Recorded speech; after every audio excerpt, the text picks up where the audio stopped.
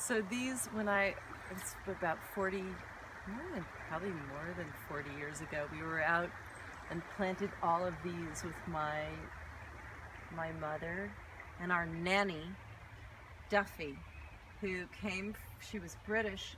She only drove a motorcycle. She did not know how to drive a car. My dad bought her a little Honda, and she used to have, we'd have friends over, and she'd come zipping up on her little Honda and take her helmet off, and she'd have little French twist hair, stout. She was lovely. But yeah, so these have been popping up for a really long time. Daffodils, money well spent. So this is unfortunately the latest and greatest of the invasives. It's called Lesser celandine.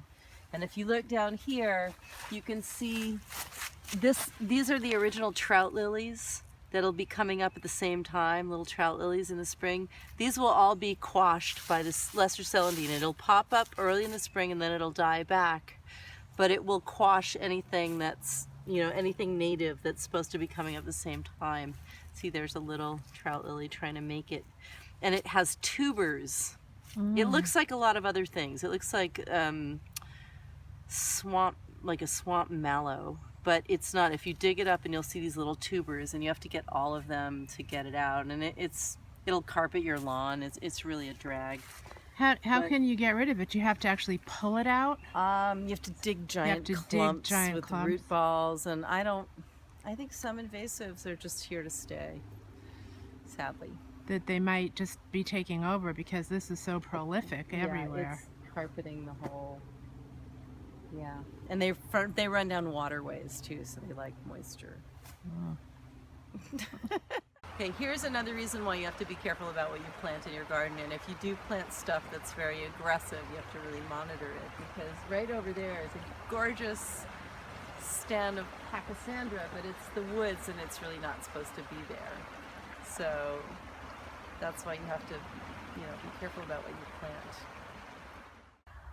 The thing I really love about this preserve, and I've always loved about it, is that it's this incredible microcosm of the world. It's got everything. It's got wetlands, it's got drylands, it's got field, it's got woods, it's got a river.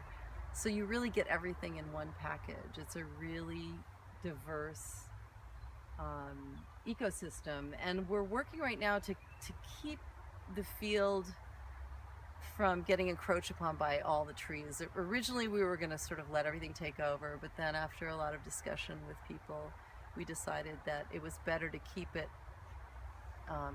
so that there's a little bit of everything.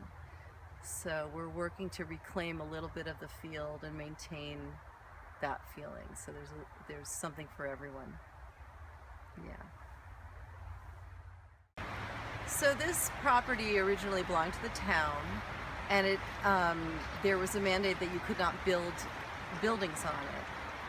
But it was still at risk of becoming a brush waste disposal site or a ball field. I mean, people need ball fields, but my aim was really to try to see if it could be preserved. And I was very happy that when I presented this idea to the first selectman, Gordon Josoloff, my little sister and I went in there and spoke to him. There was no pushback at all, and everybody seemed to think it was a wonderful idea. And everything just unfolded like magic.